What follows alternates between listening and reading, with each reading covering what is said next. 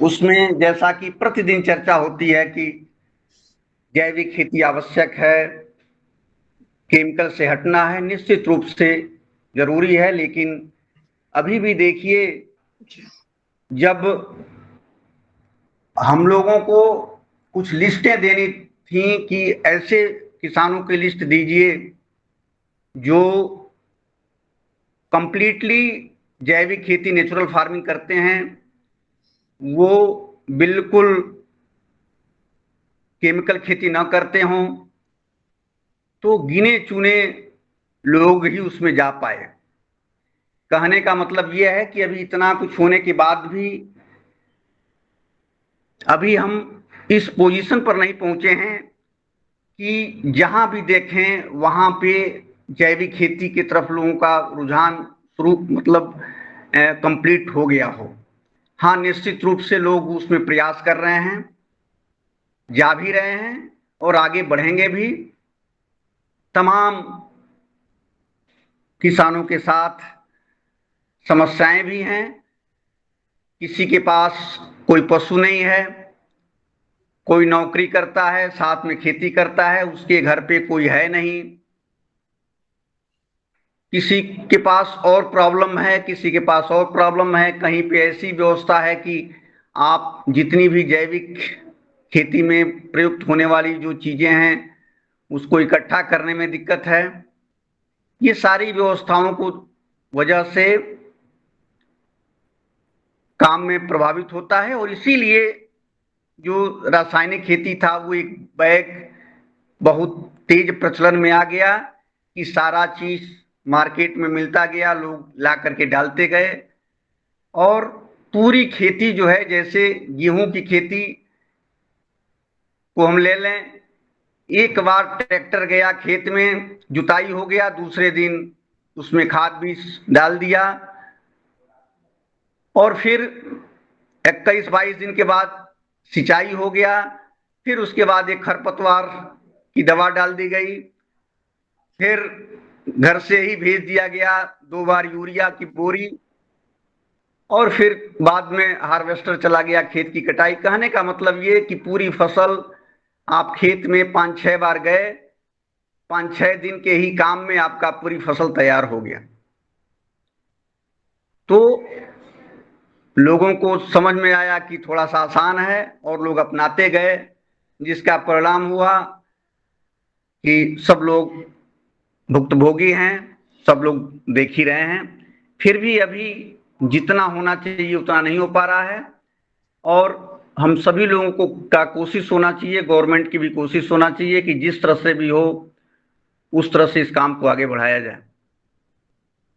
एक तो बार बार अपने पड़ोसी मुल्क श्रीलंका में जो कार्यक्रम चल रहा है उसमें भी मीडिया के माध्यम से बार बार यही प्रेषित किया जा रहा है कि गवर्नमेंट ने उस पर रोक लगा दिया, जिसकी वजह से ये प्रॉब्लम हुआ। वह भी एक विरोधियों को मौका मिल रहा है कि अपने वहां जो कार्यक्रम किया जा रहा है उससे हो सकता है कि वही दुर्दशा हो जाए, जो कि पूरी तरह से भ्रामक है। हम अपने ही वहां सिक्किम का उदाहरण ले सकते हैं। सिक्किम कंप्लीटली ऑर्गेनिक फार्मिंग वहां होता है।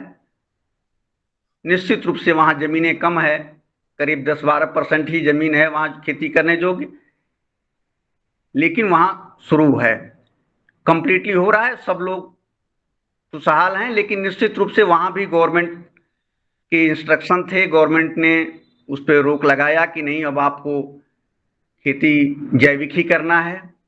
वहां कोई दुकान नहीं खुली इंसेक्टिसाइड, पेस्टिसाइड की, फर्टिलाइजर की, केमिकल की। तो जब कोई मिलेगा नहीं और गवर्नमेंट की तरफ से सुविधा भी दी गई, सब लोग धीरे धीरे, शुरुआत की यही थी, मौसम वहां का एटमॉस्फेयर भी उस योग्य था, लोग उसमें रम गए, लाभ भी हो रहा है, सब लोग मजे से हैं भी। इसी तरह से अपने वहां भी जो लोग जैविक खेती कंप्लीटली जान चुके हैं, कर रहे हैं, वो बड़े ही खुशहाल हैं। हमारी कुछ लोगों से इस बीच नए किसानों से बात हुआ, इतने खुशहाल हैं जिसका कोई हिसाब नहीं, और वो काफी दिनों से चर्चा में थे, जैविक खेती कर रहे थे, और फिर 2-4 साल जैविक खेती की है, बाद में नेचुरल खेती कर रहे हैं। अब 1-2 साल से बिल्कुल नेचुरल खेती पर आ गए हैं और वो बड़े खुशहाल हैं, बहुत कायदे से अपनी व्यवस्था को बना लिए हैं और कर रहे हैं। बस इसमें यही है कि जिनके पास, जो किसान बिल्कुल खेती के ऊपर निर्भर है, वो किसानी करता है, उसको और कोई दूसरा विशेष काम नहीं है, खेती से ही संबंधित है, पशुपालन किया हुआ है, उसके पास इतनी व्यवस्था है कि हाँ ठीक है, हम पशुपालन भी करेंगे। अगर वो बड़ा किसान है, ज्यादा रखा है, उसमें लेबर भी हैं, और अच्छी बात है, अपने कर रहा है और अच्छी बात है। और इस तरह से जो लोग ये सारी व्यवस्था बनाए हुए हैं, और सबसे बड़ी बात, जो लोग कोई काम करने में, मैं देखता हूं कि कुछ लोग काम भी करते हैं और शर्माते भी हैं, ये काम करेंगे तो अगल बगल के लोग क्या कहेंगे, और वहीं पे असफलता हाथ लगती है। जब आदमी, जो कोई भी आदमी, अगर आप कोई व्यवसाय कर रहे हैं या आपका कोई अपना क्षेत्र है, उसमें अगर आप शर्म आपके अंदर नहीं आया, तो निश्चित मानिए कि उसमें आपको सफलता मिलता है। मैं उदाहरण बताऊं कि हमारे वहां मैं देखता था कि कुछ लोग एडवोकेट हैं, और वो घर से अपना पैंट शर्ट पहन करके निकलते हैं, पढ़ करके आए और पैंट शर्ट पहन के निकले, गए कचहरी में, वहां दिन भर अपना वकालत किए, चले आए।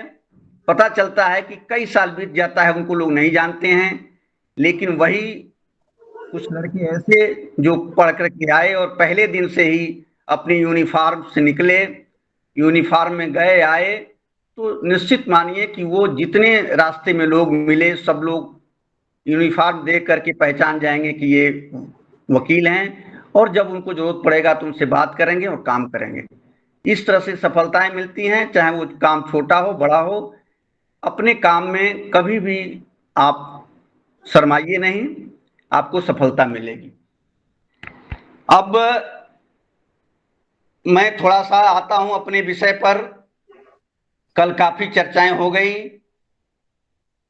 तो मुनीलाल जी, आज मोटी मोटी बात मैं बताने की कोशिश करूंगा कि कोई भी आप खेती करते हैं तो सबसे पहले आपकी जमीन उस फसल के अनुकूल है कि नहीं है, ये आपको जानना होगा। ये करीब करीब सब लोग जो भी खेती कर रहे हैं, जहां पे सबको मालूम है कि हमको किस मौसम में कौन सी फसल लेनी है, कौन सी मिट्टी हमारे वहां है तो उसमें कौन सी फसल हो रहा है, ये सारी चीजें आपको जानकारी मिल जाती है।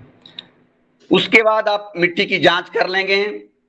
मिट्टी की जांच से आपको पता चल जाएगा कि कौन सा न्यूट्रिएंट की कमी है, और जिस न्यूट्रिएंट की कमी है उस न्यूट्रिएंट को आप पूरा करते हुए फिर अपना खेती आप करते जाएंगे। जैविक जो तमाम चीजें आप लोगों ने बीच में सब लोग सीख चुके हैं कि जैविक खेती करने के लिए हमको क्या क्या चाहिए। बीज उपचार के बाद आता है, बीज उपचार में भी हर तरह से आप बीज उपचार करते रहते हैं। केमिकल वाले केमिकल से करते हैं, जैविक वाले जैविक से करते हैं। तो ये सारी चीजें जो है आप करते हुए और अपने काम को आगे बढ़ावें। फिर आप बीज उपचार के बाद आपको मिट्टी का उपचार भी करना है, अपने खेत का उपचार करना है। उसके लिए भी जो भी चीजें हैं वो आपको डालना है। फसल चक्र आपको अपनाना है। जो भी आप फसल लगा रहे हैं उसमें आप देखते जाइए कि कौन सी फसल आपके क्षेत्र में है।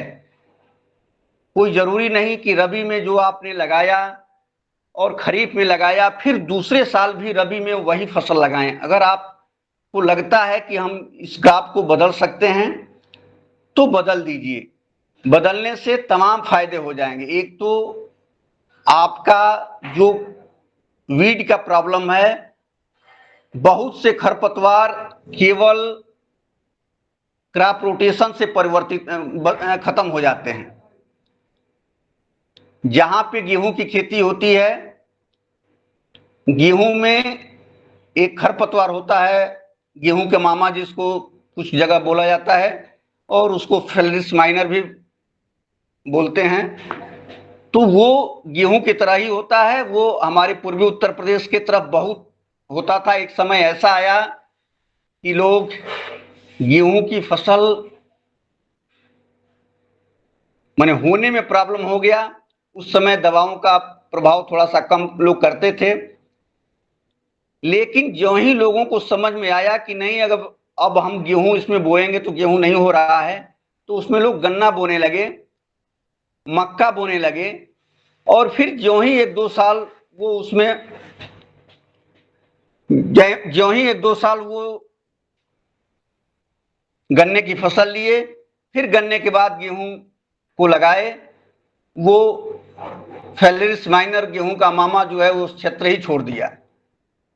तो तमाम चीजें, यही चीज आपके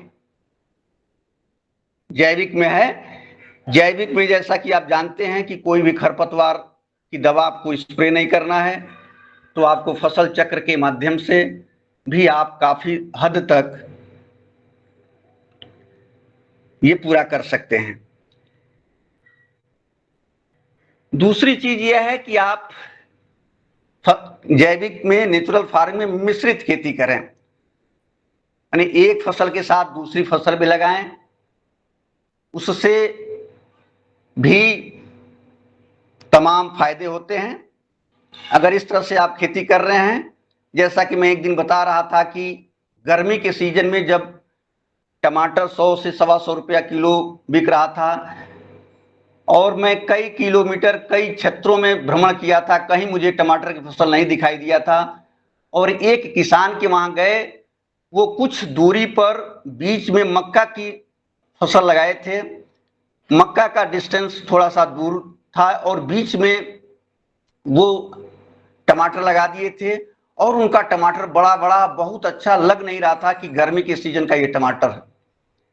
क्योंकि थोड़ा सा उन्होंने मक्के के, बढ़ने वाला मक्का था, पूरा ऊंचाई पर गया, उसके छाये से थोड़ा सा पौधे को छाया मिला, मौसम को कंट्रोल किया, तापक्रम को थोड़ा सा कंट्रोल किया, और फिर वो लगा सकते थे।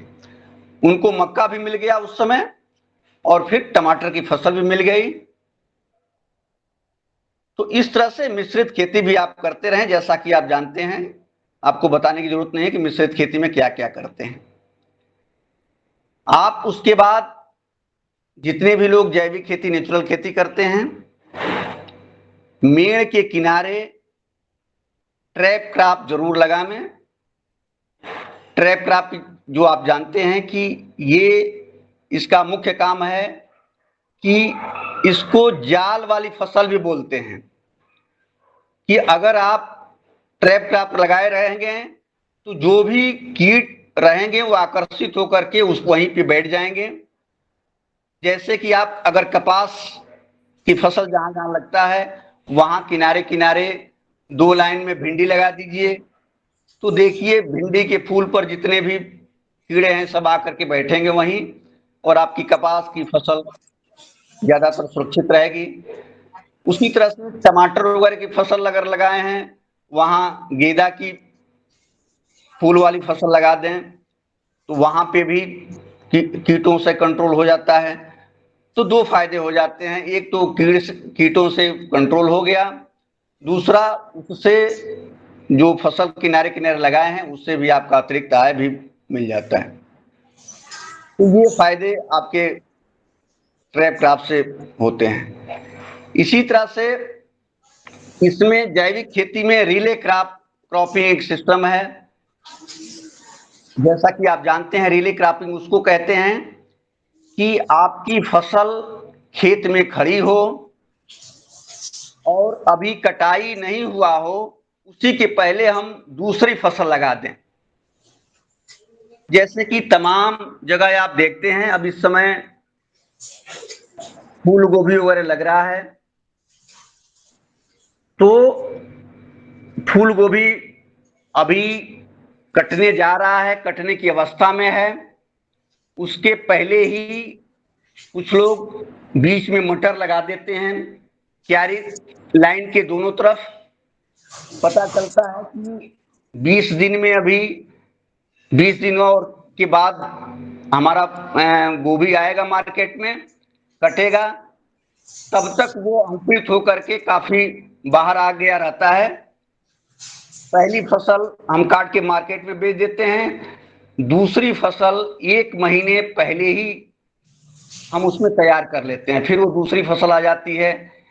फिर मान लीजिए कि मटर की फसल चल रही है, फिर लाइन से है, 2-3 लाइन को छोड़ करके पहले ही उसमें जो भी सब्जी की फसल है, जैसे लौकी वगैरह है, वो जगह जगह लगाई जाती है। उसको आपने लगा दिया, अभी मटर चल रहा है, तब तक ये आपकी लौकी की फसल भी आ गया। उसको आपने हार्वेस्टिंग किया, तब तक ये अपना बढ़ गया। कहीं आपने आलू लगाया हुआ है, बहुत जगह जहां आप देखते हैं कि आलू की खेती लोग करते हैं, और वहां गर्मी के सीजन में लौकी जो आता है वो इसी से आता है कि अभी आलू की फसल रहता है, और चूंकि ये बेल वाली फसलें होती हैं, तो बीच बीच में लाइन से ही जगह जगह पर ये जगह बना करके और वहां लौकी लगा दिए, और भी जो भी बेल वाली फसलें हैं लगा दिए। फिर अभी वो जर्मिनेशन हो रहा है, वो आगे बढ़ रहा है, और आलू की फसल भी है। फिर आलू की फसल कट गई, तब तक ये फिर अपना कवर कर लिया, फिर आगे बढ़ा।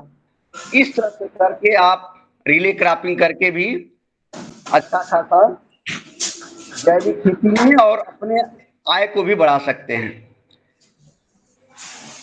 बीज उपचार के बारे में मैं बताया कि बीज उपचार आपको करना है कैसे। बीज उपचार से देखिए कितना फायदा होता है कि किसी भी फसल में बीज उपचार एक बहुत आवश्यक है।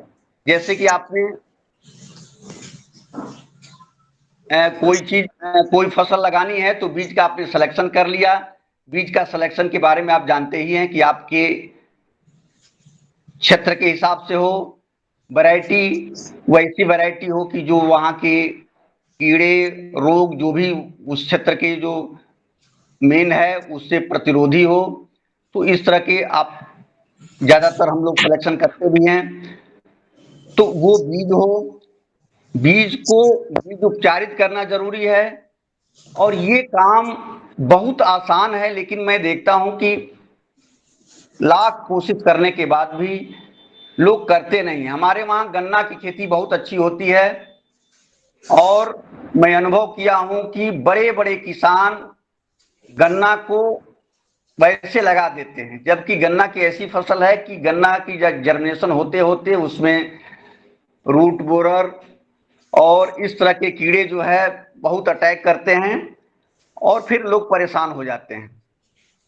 लेकिन अगर आपने तत्काल उसका ट्रीटमेंट कर दिया, तो मानिए कि वो बिल्कुल आपका 1-1.5 महीना 2 महीना तक उसमें कीड़े भी नहीं आते हैं, और जर्मिनेशन 100% होता है, और वो फसल पूरे साल बता देता है कि हाँ हमारा सी ट्रीटमेंट हुआ है।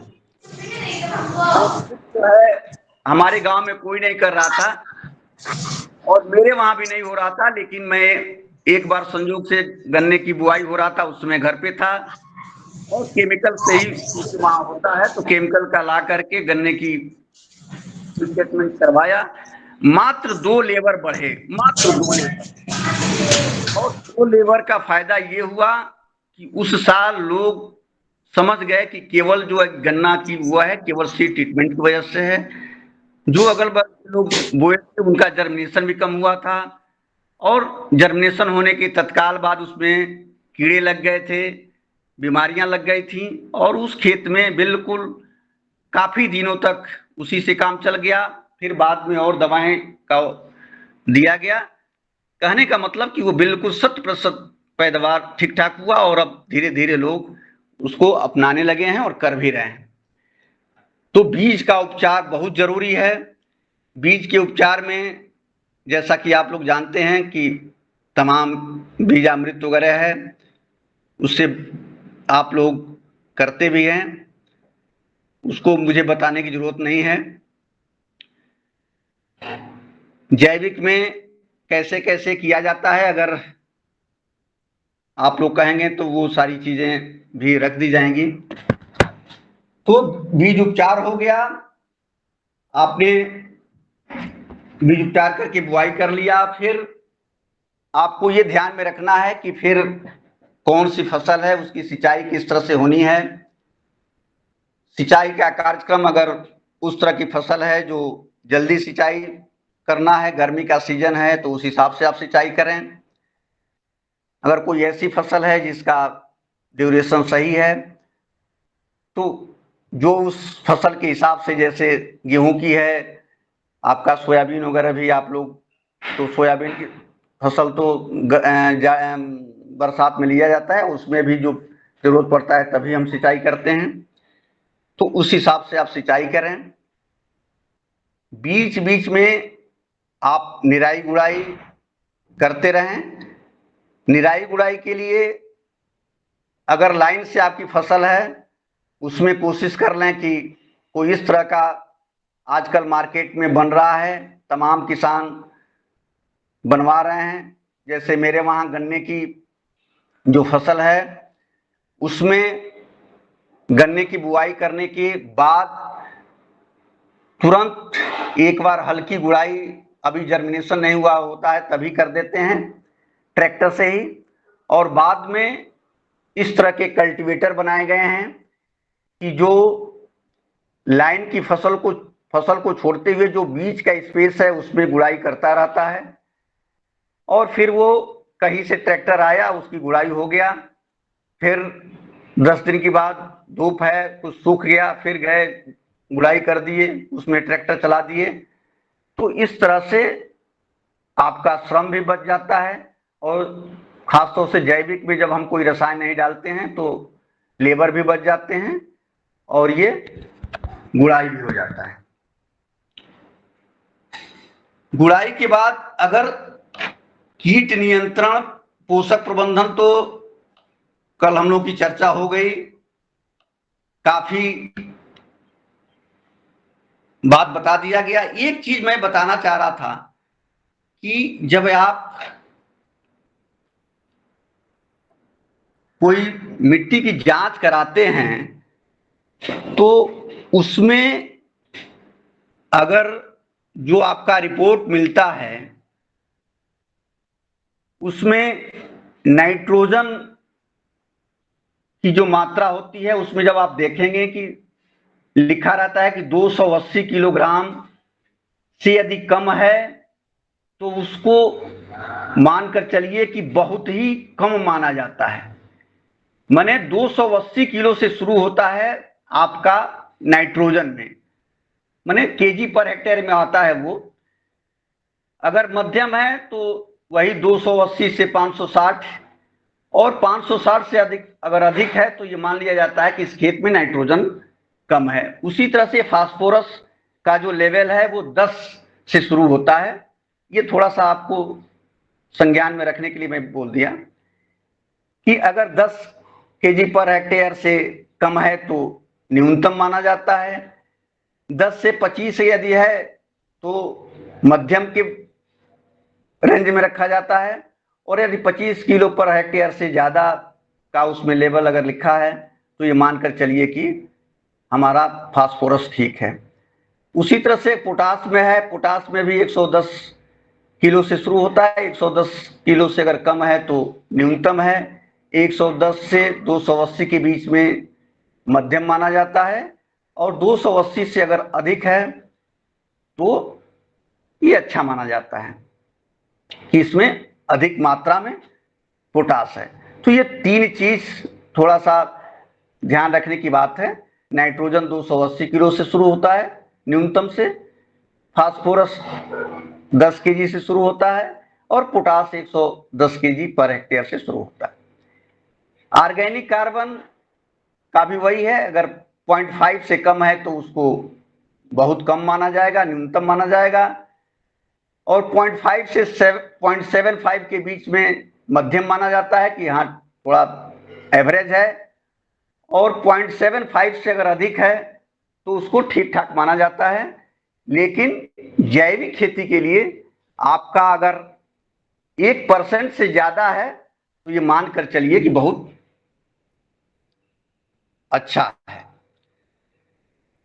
तो मृदा परीक्षण हो गया, मृदा ये सारी चीजें हो गई। अब थोड़ा सा मैं बता दूं कि जो हम लोग खेती करते हैं इसमें जैविक खेती में बात जैविक खेती नेचुरल फार्मिंग की हो रही है। तो मैं कल भी बोला है, आज भी मैं बोल रहा हूं कि हमको नेचुरल फार्मिंग की तरफ ही जाना है, प्राकृतिक खेती की तरफ ही जाना है। और प्राकृतिक खेती का मतलब ये होता है कि हम किसी भी तरह का कोई ऐसा प्रोडक्ट जो मार्केट में बिकता हो, फैक्ट्री द्वारा बनाया गया हो, उसको हम खरीद करके अपने खेत में न डालें।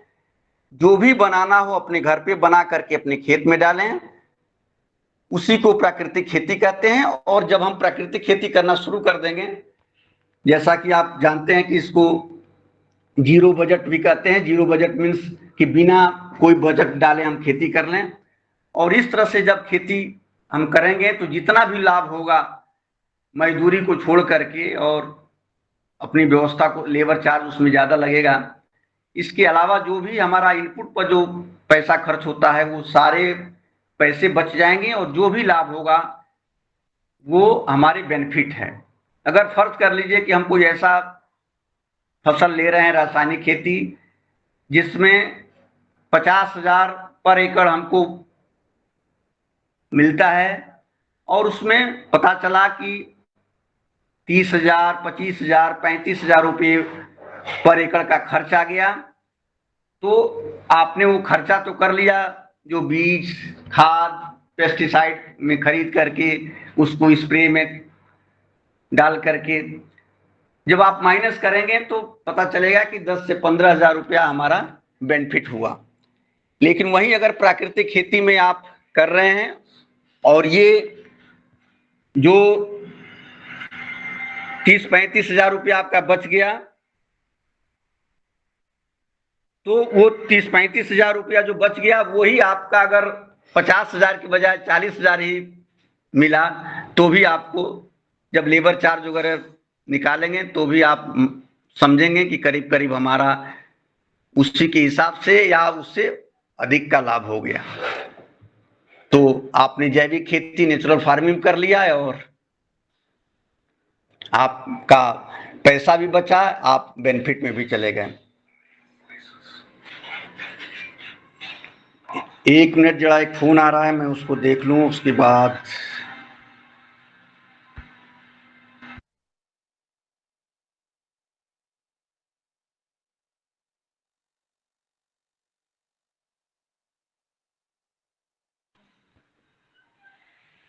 तो इस तरह से हम करेंगे। लेकिन शुरुआत में जो लोग किसान जैविक खेती शुरुआत कर रहे हैं उनको जैविक खेती प्लस नेचुरल फार्मिंग, माने ये दोनों साथ में करके शुरू करना होगा। और फिर 1-2 साल में जब आप पूर्ण रूपेण आपकी प्रैक्टिस में आ जाए, फिर आप कंप्लीटली नेचुरल फार्मिंग की तरफ बढ़ जाएं, फिर आपको कोई दिक्कत नहीं होगा। जैसा कि आप जानते हैं कि जब आप शुरुआत करेंगे तो आप डीएपी दिए हुए हैं, फास्फोरस बहुत जरूरी है, 1 बोरा आप पर एकड़ दे रहे हैं, उसमें 46% फास्फोरस मिलता है, और तत्काल आप अगर उसको बंद कर देंगे तो कुछ फसल तो हो जाएगी, लेकिन गेहूं की फसल, इस तरह की फसल जो ज्यादा फास्फोरस की जरूरत जिसको होता है, उसमें फिर आपका पैदावार बिल्कुल गिर जाएगा। तो उसके लिए जैविक में सबसे कुछ ऐसी खादें हैं जो आपने मार्केट से लाया और उसको डाल दिया, जैसे कि मार्केट में प्रोम मिलता है, और प्रोम में 10 से 12% करीब 11% के आसपास फास्फोरस होता है। उसमें कुछ और भी तत्व होते हैं, लेकिन जहां आपने डीएपी 46% की जगह पर आप कम से कम 10-11% वाला फर्टिलाइजर तो डाल दिए।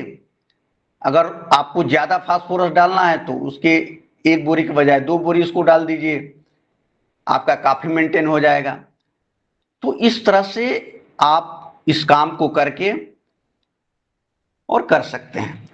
कल जो चर्चा हुआ उसमें जो नाइट्रोजन की बात हुई, उस नाइट्रोजन के लिए मार्केट से क्या क्या हम खरीद करके डालते हैं, या ऐसे जो जैव उर्वरक हैं वो कौन कौन से हैं, इस पर थोड़ा सा मैं चर्चा आपको बता दूं। उसमें सबसे पहले राइजोबियम है।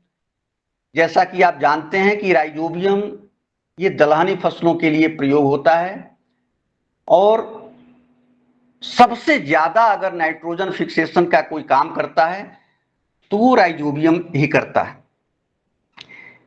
नाइट्रोजन के बारे में आपको सबको पता है, कई बार चर्चाएं होती हैं कि हमारे जो वायुमंडल है उसमें 78% नाइट्रोजन होता है, और 78% नाइट्रोजन का मतलब क्या हुआ कि 78,000 टन नाइट्रोजन आपको सीधे, जो आणविक नाइट्रोजन होता है वो सीधे आपको 1 हेक्टेयर जमीन के ऊपर आपको मिल जाता है। तो इस तरह से अगर आप समझ सकते हैं कि कितना नाइट्रोजन पड़ा हुआ है, और कुछ इसी तरह से नाइट्रोजन का जो फैक्ट्रियां बनाती हैं, कुछ इसी तरह से उनकी फैक्ट्री का भी सिस्टम होता है कि देखते होंगे बड़े बड़े वो ऊंची ऊंची चिमनियां उनकी होती हैं, और उसी में नाइट्रोजन यूरिया गिरता भी है, उनकी कुछ सिस्टम है। तो राइजोबियम पहला हो गया, ये सबसे ज्यादा नाइट्रोजन का फिक्सेशन करता है, लेकिन ये दलहनी फसलों में इसका उपयोग करते हैं। दूसरा हो गया एजेटोबैक्टर, ये भी नान दलहनी फसलों में इसका उपयोग करते हैं, और अगर आप 1 किलो पर एकड़ के हिसाब से आप ला करके मार्केट से ही जो बना बनाया मिलता है आपको, और अगर उसको आप खेत में डाल दें थोड़ा सा गोबर की खाद वगैरह मिला करके, तो आप मानकर चलें कि जितना भी आपका काफी हद तक नाइट्रोजन की पूर्ति उससे हो जाती है। 1 किलो पर एकड़ इसका डोज माना जाता है, लेकिन जो हम लोगों ने अनुभव किया है, क्योंकि जो मार्केटिंग के लोग करते हैं, जैसा कि केमिकल फार्मिंग में भी हुआ है कि 1 बोरी डीएपी लोग डालते गए, और फिर 2 बोरी डाले तो ज्यादा पैदावार हुआ, तो कुछ लोगों ने 2 बोरी डालना शुरू किया, फिर 3 बोरी डाले तो और ज्यादा पैदावार हुआ तो 3 बोरी डालना शुरू किया। उसी तरह से इसमें भी है कि 1 किलो पर एकड़ से 3 किलो पर एकड़ तक के डोज को लोग यूज करते हैं, और ज्यों-ज्यों बढ़ाते हैं फायदा होता है। अंतर इतना ही है कि रासायनिक खेती में जब आप देंगे तो वो फसल को नुकसान होगा, और इसमें बस इतना ही है कि थोड़ा सा आपका पैसा ज्यादा खर्च होता है, क्योंकि इसमें केवल जीवाणु होते हैं, और जीवाणुओं का काम आप जानते हैं कि वो जिस न्यूट्रिएंट के लिए जीवाणु उपयोग किए गए हैं उस न्यूट्रिएंट की पूर्ति वो खेत से करते हैं। इसके बाद एजोस्पेरलम है, यह भी नाइट्रोजन का काम करता है। नील हरित शैवाल है, यह भी, इससे भी नाइट्रोजन मिलता है। धान में देखे होंगे, धान में ज़्यादा उपयोग किया जाता है। उसी तरह से एजोला है। एजोला भी काफ़ी लोग जो बरसात के सीजन में खासतौर से पैडी वगैरह का जो क्षेत्र है उसमें काफ़ी एजोला बड़े बड़े गड्ढे बना करके और उसमें बनाए जाते हैं और वहाँ से जो है फिर खेत को दे दिया जाता है। ज़्यादातर ये बरसात में यूज होता है और धान की फसल के लिए तो ये बहुत ही अच्छा है। तो ये सब हो गया नाइट्रोजन वाली फसल। हाँ, नाइट्रोजन में एक और है जो गन्ने में यूज होता है, वो एसिटोबैक्टर है। वो केवल गन्ने या शर्करा वाली फसलों में यूज होता है। तो ये हो गया। अब सबके बारे में बहुत विस्तृत रूप से बताने की जरूरत नहीं है। उसके बाद आ गए आप फास्फोरस के लिए। फास्फोरस के लिए भी मार्केट में मिलता है पीएसपी के नाम से।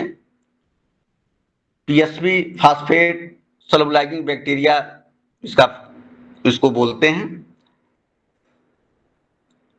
इसमें को भी अगर आप 1 किलो पर एकड़ के हिसाब से आप डाल दें तो आपका फास्फोरस काफी मात्रा में जो आपके खेत में पड़ा हुआ है वो सब घुलनशील करके और पौधे को दे देता है। और मैं तो कहूंगा कि जो लोग रासायनिक खेती भी करते हैं और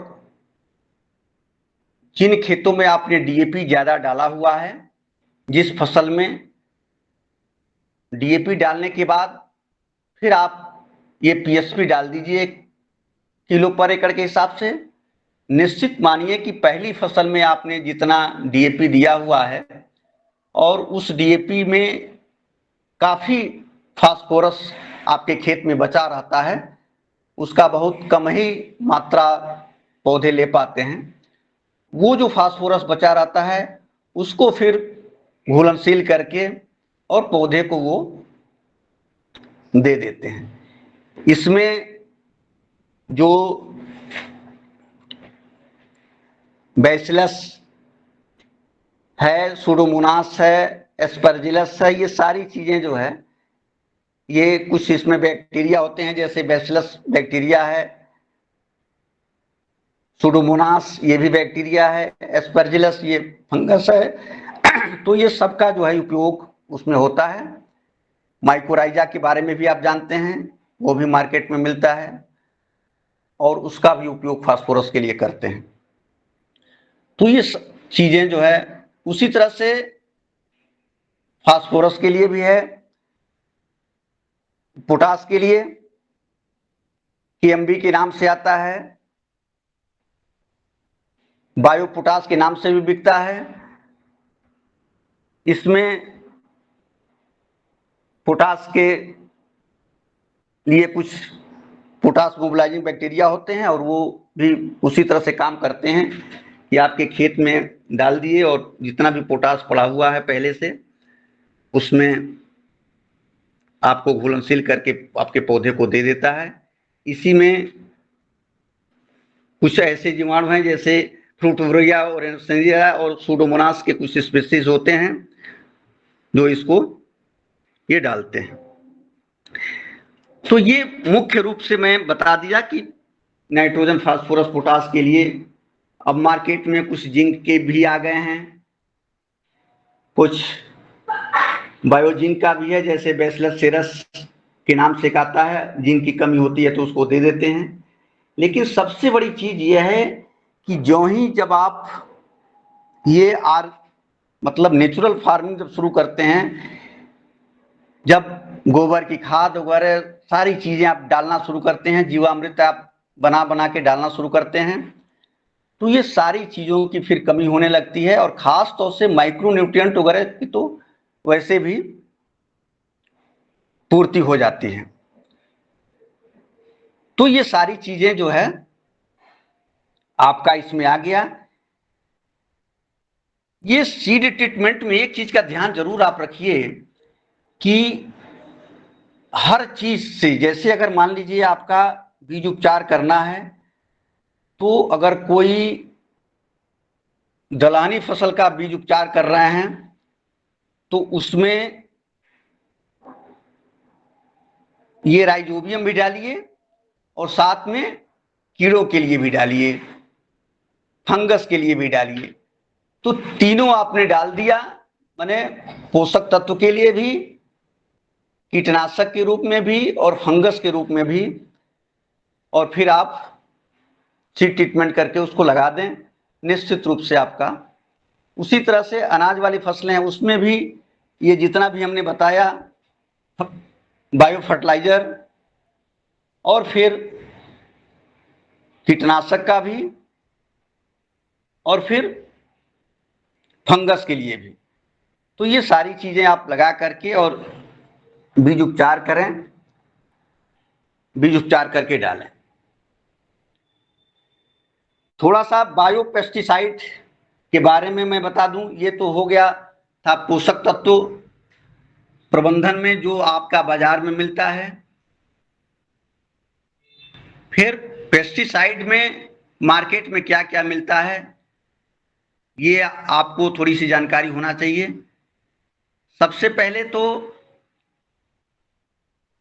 ये बायो पेस्टिसाइड, देखिए पेस्टिसाइड एक बृहद शब्द है, इसमें पेस्टिसाइड के अंतर्गत ही कीटनाशक आते हैं, मतलब इंसेक्टिसाइड आता है, फंजीसाइड आता है, हर्बिसाइड आता है,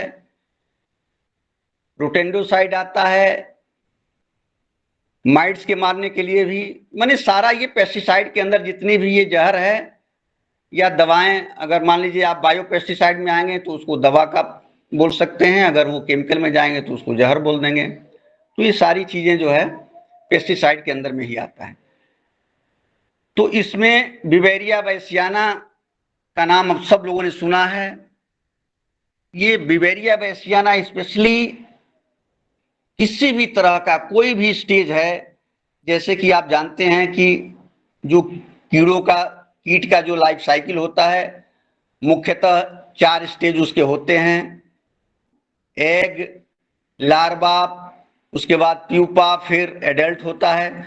तो ये जितने भी स्टेज होते हैं सब स्टेज को ये खत्म कर देता है। इसमें सबसे बड़ा बेनिफिट यही होता है। तो इसको भी आप 1 किलो पर एकड़ के हिसाब से इसका प्रयोग करें, आपका जितना भी है वो सारी चीजें ज्यादातर खत्म हो जाती हैं। ये बायोपेस्टिसाइड में क्या है कि ये, क्योंकि इसमें जीवाणु होते हैं, इसका जो काम करने का तरीका होता है वो इस तरह से होता है कि जैसे आपने केमिकल में स्प्रे किया और वो दवा गया किसी कीड़े के ऊपर, कीड़ा तुरंत मर जाता है, लेकिन इसमें ऐसा नहीं होता है। इसमें चूंकि ये जितने भी होते हैं सब इसमें उस तरह के जीव होते हैं, और फिर जब आप स्प्रे करते हैं तो ये उसके ऊपर, उसके कीड़े के ऊपर जाएगा, उसके ऊपर ही जो क्यूटिकल है उसके ऊपर, फिर उसको डैमेज करेगा, फिर उसके अंदर घुसेगा, फिर वो धीरे धीरे मरेगा, फिर उसके संपर्क में कोई दूसरा कीड़ा आएगा वो भी मर जाएगा। कुछ ऐसे भी जैसे नीम ऑयल वगैरह है, इसका जब आप स्प्रे करते हैं, इसको देते हैं तो उसकी लाइफ साइकिल डिस्टर्ब होती है, उसका जो प्रजनन क्षमता है वो डिस्टर्ब हो जाता है। तो इस तरह से वो अनएक्टिव हो जाते हैं और आपकी फसल बच जाती है। मार्केट में जी ओम, इसमें सर ये पूछना था, जैसे बवेरिया बासियाना है तो ये किस किस टाइप के कीड़ों को कंट्रोल करेगा, कौन कौन से? देखिए सर, देखिए इसका जैसे एक होता है ना स्पेशली कोई दवा है तो वो एक दवा एक कीड़ों के लिए मारेगा। इसको मैंने बोल दिया कि बिवेरिया बैसियाना ये मतलब बहुत ही इफेक्टिव है, और ये मतलब जितने भी स्टेज आपके हैं, जितने भी कीड़े हैं, वो सबको मार देता है। लेकिन जैसे उसके बाद भी आपका अगर जैसे मान लीजिए इल्लियां हैं, तो मारता तो ये सबके लिए है, लेकिन इसके बाद भी कुछ ऐसे चीज है, जैसे बल्टी है, जो बल्टी आता है वो भी मतलब जितने भी एफिड्स वगैरह हैं जो रस चूसने वाले हैं, जी, सकिंग टाइप के जितने इंसेक्ट हैं, उसको वर्टिसिलियम के नाम से जो आता है वो स्पेशली उसके लिए है। ठीक है। मच्छर वगैरह भी सब कंट्रोल करें, हाँ मच्छर वगैरह। हाँ, इस मतलब ये जो है बिवेरिया तो सबके लिए है। ठीक है। अच्छा अब जी, एक हो गया कि ये सबके लिए है, दूसरा हो गया एक वर्टिसिलियम जो बल्टी के नाम से आता है। तो वो जितने ये स्पेशली जितने सकिंग टाइप के इंसेक्ट होते हैं, जैसे एफिड हो गया, जैसिड हो गया, थ्रिप्स हो गया, व्हाइट फ्लाई हो गया, हॉपर्स हो गया, इस तरह के जितने हैं वो उसके लिए स्पेशली बल्टी बहुत अच्छा काम करता है। उसी तरह से जी, जो मेटारेजियम है, मेटारेजियम जी, एनिसोस्प्ली, ये जो है बटालियन टर्माइट और व्हाइट एनोसोफाली। डस्ट, ये इसके लिए बहुत जी अच्छा सर, काम करता है। जी, उसी तरह से आपका वर्टिसिलियम क्लमाइडोस्पोरियम के नाम से जो आता है, वो आपके नेमाटोड्स के लिए स्पेशली है। जो जी, नेमाटोड सूत्रकृमि जिसको आप बोलते हैं, उसके लिए स्पेशली ये वर्टिसिलियम क्लमाइडोस्पोरियम ये बहुत अच्छा काम करता है। और ये बैसिलस बोरर के लिए थ्रेसियोसिस, सर, जो मक्का में अंदर भुट्टे में बोरर लगता है, जी जी, सब्जियों में बोरर, वो उसके हाँ लिए सर, क्या चीज रहेगी? देखिए उसमें जो है मेटाराइजियम अगर दें वो भी अच्छा काम जी, करता है, और बिवेरिया भी अच्छा काम करता है। जी सर, जी जी, ये दोनों सर। इसको उसमें। डालने का तरीका मतलब लिक्विड वैसे डलवाएं कि गोबर की खाद में मिला के डलवाएं?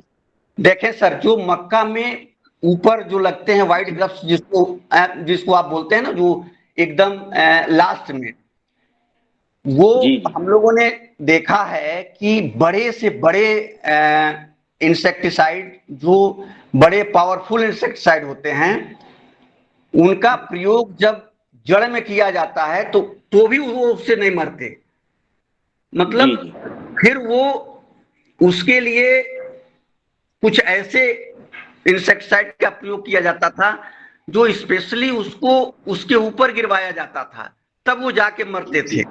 लेकिन वो जी सर, लास्ट स्टेज है जब आपका कुछ भी ना हो, तब हम प्रयोग करते हैं। लेकिन आप इसका स्प्रे करवा दें ऊपर से, उसके ऊपर चला गया, फिर वहां कंट्रोल कर लेगा। अगर आप नीचे देते हैं, अगर मान लीजिएगा आपका कीड़ा ऊपर है और आप नीचे दे रहे हैं, तो कीड़े जी, तो 5-7 दिन में आपके खेत को फसल को नष्ट कर दें, और 5-7 दिन में ये अपना काम करेगा, धीरे धीरे वहां तक पहुंचेगा, तो आपको दिक्कत होगा। तो सबसे पहले कोई भी कीड़े लगे, आपको देखना है कि किस तरह से हमको प्रयोग करना है। अब शुरुआत में आप जड़ में दे दें, आप खेत की तैयारी कर रहे हैं उसी समय दे देते हैं, बहुत बढ़िया आपका बचता रहेगा। जब आपका पौधा तैयार हो गया, तो उस समय ज्यादा से ज्यादा आप स्प्रे के हाँ माध्यम से देंगे तो वो ज्यादा फायदा करेगा। जी, कुछ बोल रहे थे सर। उसी तरह से आप देखते होंगे कि रेड स्पाइडर माइट वगैरह जितने होते हैं, बैगन में खासतौर से ज्यादा लगता है, और चाय के बागानों वगैरह में लगते हैं। उसके लिए हिरसुटेला एक आता है, ये भी जितने भी माइट्स होते हैं उसके लिए बहुत अच्छा काम करता है। तो ये कुछ हमने आपको बायो पेस्टिसाइड के बारे में बताया।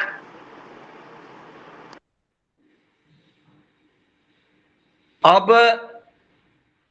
थोड़ा सा 2-4 मिनट और ले लेते हैं फंजीसाइड के बारे में।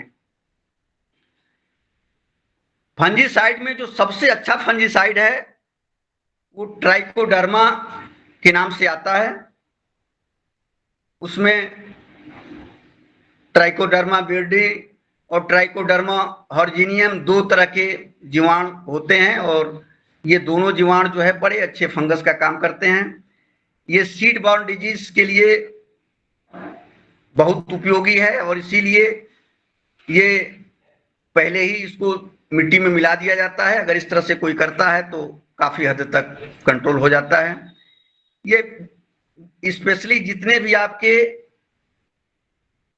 आपके ब्लैक वगैरह जितने भी लगते हैं फंगस के लिए, तो आप जानते होंगे कि फंगस कहाँ काम करता है। जितने जैसे आपका ब्लैक रॉट हो गया, डाईबैक हो गया, अल्टरनेरिया हो गया, ये जितने ब्लाइट वगैरह जो लगते हैं, अर्ली ब्लाइट, ये सारे जो है फंगस की वजह से लगते हैं। तो इसमें ट्राइकोडर्मा बहुत अच्छा काम करता है। आप दें, ट्राइकोडर्मा से आप सीड ट्रीटमेंट भी करें, सॉइल में भी दें, मिट्टी में भी दें, फिर जरूरत पड़े तो इसका स्प्रे भी ऊपर से करवाएं। उसी तरह से सूडोमोनास फ्लोरोसेंस है, ये भी बैक्टीरिया है, ये भी बहुत अच्छा काम करता है सारे फंगस के लिए। ये भी काम करने का सबका तरीका अपना वही है कि पौधों के अंदर ये जो है घुस के अपना काम करते हैं। ये भी जो है जितने भी ब्लाइट वगैरह है, डाउनी मिल्ड्यू, पाउडरी मिल्ड्यू, ये सारा जो है ये सब कंट्रोल करता है।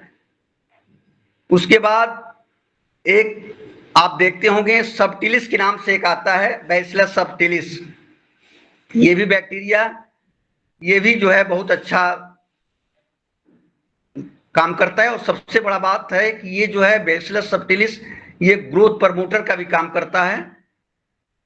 तो इसका भी आप प्रयोग फंगस के लिए बड़े आराम से कर सकते हैं। उसके बाद कुछ और हैं जो अपना काम करते हैं, लेकिन ये 3 चीज जो है बहुत अच्छा है। और चूंकि हमारे आदरणीय मुनीलाल जी का निर्देश था कि 45 पर हम लोग इसको बंद कर दें, तो मैं अपनी वाणी को अब यहीं विराम दूंगा। और अगर आप लोग कहेंगे तो फिर कल, ये तो ऐसी चीजें थी जो बिल्कुल हम मार्केट से खरीदते हैं। क्योंकि मैं थोड़ा सा इसलिए बताता हूं कि मेरा अनुभव है, मैं शुरुआत में जब हमारे वहां कोई नहीं करता था और जब मैं यूपी में गया लॉकडाउन के टाइम में, तो उसी समय DYMT का जो प्रोजेक्ट चला, तो उसमें कुछ काम करने का मुझे मौका मिला अपने ही क्षेत्रों में। तो उसमें मैं देखा कि शुरुआत में ये जितनी भी चीजें, जब कोई पौधा लाइए और उससे बनाइए कीटनाशक, बनाइए फिर फंजीसाइड बनाइए, तो लोगों को थोड़ा सा दिक्कत होता था। ये सब चीजें जो है थोड़ा आसानी से मिल जाती थी, तो इससे शुरुआत हुआ है। और शुरुआत करने के बाद फिर वो धीरे धीरे लोग जब इसमें इंटरेस्ट लेने लगते हैं, फिर सबके पास मोबाइल है और आप देख रहे हैं कि ज्यों ही आप मोबाइल में यूट्यूब पर जाएंगे, जिस चीज का आप प्रयोग करना चाहेंगे वो चीजें सारी मिलती चली जाएंगी और फिर आप उसको आगे बढ़ाते चले जाएंगे। तो इसीलिए मैं इन सब चीजों का प्रयोग के लिए बताया कि ये मार्केट में उपलब्ध है। जहां नहीं उपलब्ध है वहां तो मजबूरी है, लेकिन फिर भी ये 1-1 किलो के पैकेट होता है। और अगर आपने कहीं गए जैसे, तो वहां से भी ये सारी चीजें ला करके रख सकते हैं। सबसे बड़ी चीज है कि आप इसको खरीदें तो इतना ध्यान रखें कि इसके डब्बे पर एक्सपायरी जरूर देख लें। और भरसक में 3 महीने का अगर वो है, 6 महीने उस पर लिखा रहता है, लेकिन अगर आप कोशिश करें कि जितना ही ताजा हो उतना ही अच्छा है। और आप लोगों के लिए मैं बता दूं कि मैं, क्योंकि वहां ऑफिस में भी काफी दिनों तक हरिद्वार में रहा हूं जहां इसकी फैक्ट्री थी, तो मैं देखा था कि जब भेजना होता था उस समय इसको तैयार करके और भेजा जाता था, ताकि दुकानदारों के पास या जहां जा रहा है वहां ज्यादा से ज्यादा देर तक ये रहे। कभी कभी होता है कि गवर्नमेंट में जो सप्लाई आती है, गवर्नमेंट के डिपार्टमेंट में जो आता है वो आ जाता है, फिर पड़ा रहता है और फिर आप खरीदने जाते हैं, या वो वैसे बांटते हैं तो वो एक्सपायर होता है। क्योंकि इसमें जीव होते हैं और काफी दिनों तक जीव जीवित नहीं रहते, ये जैसा कि आप जानते हैं। थोड़ा सा आप ये जरूर ध्यान रखें कि ये जितने भी बायो पेस्टिसाइड, बायो फर्टिलाइजर जितने भी हैं, सब में जीव होता है, और जीव के लिए एक उचित एटमॉस्फेयर होना चाहिए, नमी होना चाहिए, धूप ज्यादा नहीं होना चाहिए। तो ये अपने दिमाग में निश्चित रूप से बैठाए रहे हैं कि ये कोई भी दवा, कोई भी खाद हम ऐसी जगह पर न रखें जहां टेम्परेचर ज्यादा है, नहीं तो ये प्रभावित हो जाएंगे, इसमें से कुछ जीवाणु मर जाएंगे और फिर काम बंद कम हो जाएगा। अगर आप खेत में भी डाल रहे हैं तो आप ध्यान रखें कि आप ज्यादा से ज्यादा तत्काल सिंचाई कर दें, और ना फिर मीनाजी को कहेंगे कि वो अपनी बात को बतावें। धन्यवाद। जी ओम।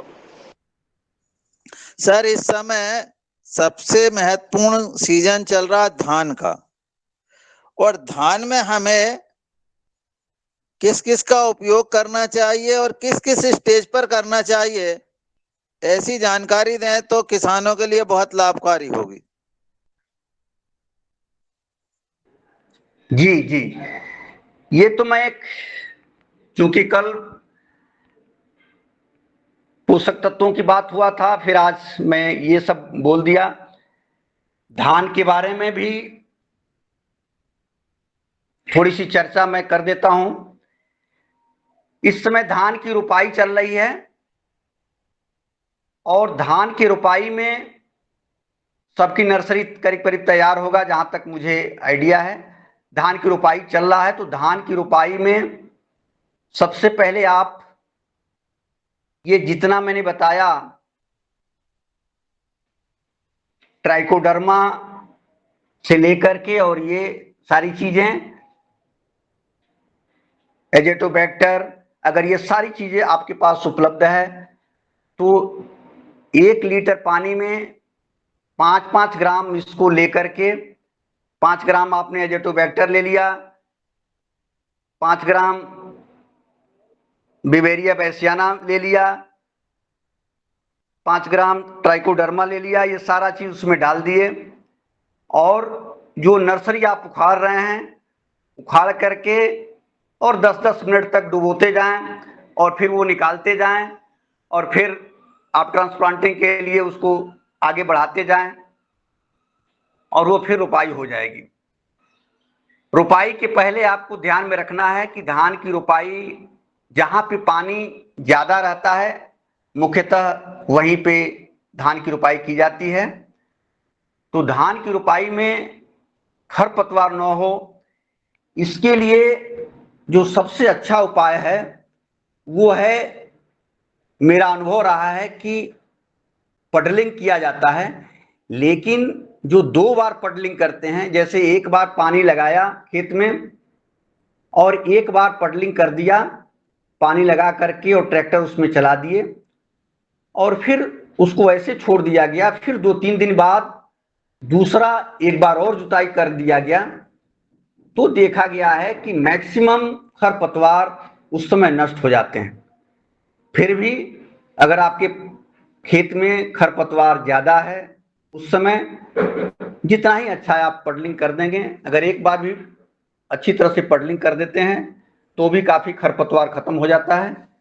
लेकिन अगर आपके पास ट्रैक्टर है, पानी की सुविधा है और इस तरह का व्यवस्था बनता है, तो आप एक बार चेक करिएगा किसी खेत में कि एक बार पडलिंग करने के बाद फिर उसको ऐसे छोड़ दिया, फिर ट्रैक्टर गया 2 दिन 3 दिन के बाद, फिर उसको, और उसमें पानी भरा होना चाहिए, जो बीच का समय है उसमें पानी भरा होना चाहिए, और फिर दोबारा पडलिंग करके आप कर दें। निश्चित मानिए, मैं बहुत देखा हूं, खासतौर से ये प्रक्रिया पंजाब में अपनाई जाती है। पंजाब में 2 बार लोग पडलिंग करते हैं, और मैं अपने वहां भी ये पडलिंग का प्रक्रिया 2 बार करवाता हूं, काफी खरपतवार कम होते हैं। तो आप ये रुपाई करा दीजिए। रुपाई कराने के बाद अभी मैं आज केवल चर्चा करूंगा ये बायो फर्टिलाइजर के बारे में। कल फिर अगर आप कहेंगे तो जो नेचुरल फार्मिंग में जो अपने तरफ से जो तैयार किया जाता है उसके बारे में भी बताऊंगा। लेकिन इतना जरूर मानिए कि आप पहले तो आपने खेत की तैयारी करते समय ये सारी चीजें आपने डाल दिया, जैसे कि मैं बताया था सीड ट्रीटमेंट भी करेंगे और 1-1 किलो ये सारी चीजें एडिटोबैक्टर, बैसिलस और ये माइकोराइजा भी अगर मिल जाए वो भी आपने डाल दिया। अगर प्रोम भी उपलब्ध है तो उसको भी आपने डाल दिया। तो ये सारी चीजें डालने के बाद आपने रुपाई कर दिया। रुपाई करने के बाद आप फिर उसमें जीवामृत बना करके उसमें डालते रहें। जीवामृत का काम जो है, मैं थोड़ा सा उसका अनुभव भी देखा हूं, तमाम लोग ऐसे बताते भी हैं कि अगर 15-15 दिन में आप जीवामृत का प्रयोग करते जाएं तो निश्चित मानिए कि काफी हद तक आपके न्यूट्रिशन की पूर्ति हो जाती है। उसके बीच में भी मार्केट में कई तरह के नाइट्रोजन से संबंधित भी बायो फर्टिलाइजर उपलब्ध है। जैसे बायो एनपीके है, उसमें नाइट्रोजन, फास्फोरस, पोटास सब चीज होता है। उसका आप चाहें तो 2 से 3 बार स्प्रे कर सकते हैं। और आप बीच बीच में जीवामृत का प्रयोग करते जाएं। कभी कभी अगर 2 बार आपने जीवामृत दे दिया तो 1 बार उसमें आप जीवामृत के साथ मट्ठा मिला दिया करिए, जो दही से बनता है मट्ठा, तो आपका फंगस का कंट्रोल हो जाएगा। तो इस तरह से 2 बार के बीच में 1 बार आप मट्ठा युक्त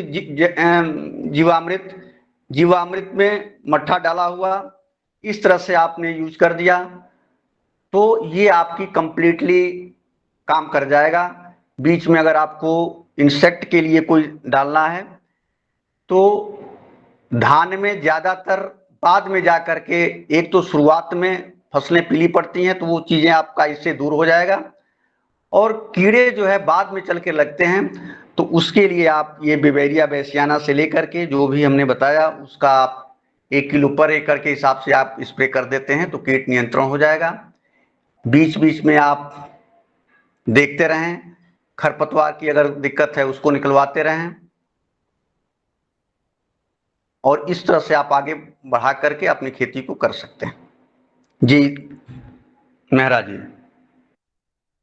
ओम सर, ओम। आदरणीय रमेश चंद्र मेहरा जी का प्रश्न का उत्तर मिल गया होगा। और आदरणीय सूरज जी,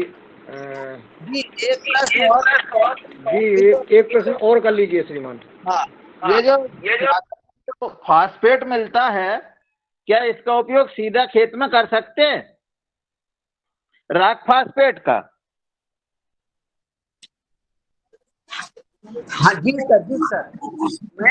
ये रॉक फास्फेट जो होता है जी, रॉक फास्फेट होता है, जैसा कि मैंने बताया प्रोम जो बनता है वो उसमें रॉक फास्फेट ही यूज किया जाता है सर।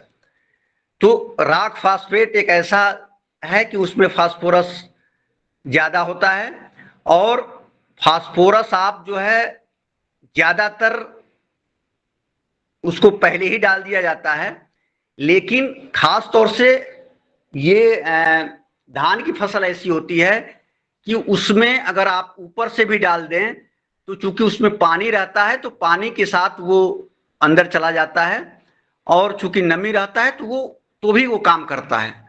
मुख्य रूप से जितने भी फास्फोरस से संबंधित जिसमें फास्फोरस है उसको कोशिश ये किया जाता है कि हम पहले ही दे दें बुआई के समय, तो वो 100% काम करता है। लेकिन आप ऊपर से भी दे दें तो भी वो काम करेगा। बोली बुला करके डाल सकते हैं, रॉक प्रोम नहीं, सीधे? आप राख की बात कर रहे हैं? नहीं, राख फास्फेट जो है, जैसे सागर से हमने बुलवाया और बोरी की बोरी जैसे डीएपी फेंकते ऐसी फेंक दें? जी जी जी जी,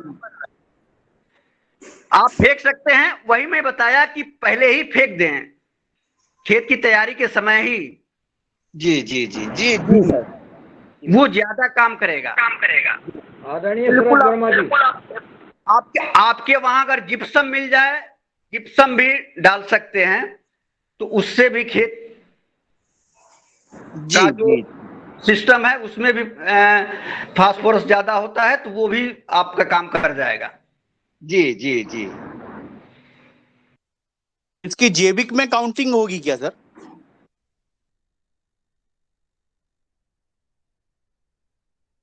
जी ओम। आदरणीय भुवनेश्वर राय जी, हमारे शरद वर्मा जी इटारसी मध्य प्रदेश से, जिला नर्मदापुरम से हैं। उनका सवाल है कि क्या इसका जैविक में एंट्री होगी? जी जी, ये जितने रॉक फॉस्फेट हैं, जिप्सम है, ये सारे जैविक में ही इंक्लूड किए जाते हैं। अरे वाह सर, बहुत बहुत सर, ये जी अपन जब मिट्टी परीक्षण करवाते हैं, जब इलेक्ट्रिसिटी भी चेक करवाते हैं, तो इलेक्ट्रिसिटी का क्या महत्व है सर इसमें? थोड़ा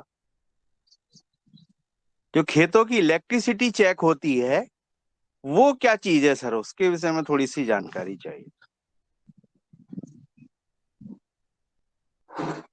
आवाज नहीं जा रही सर के पास। जी जी, शरद जी, कल जो है विस्तृत रूप से आपको ये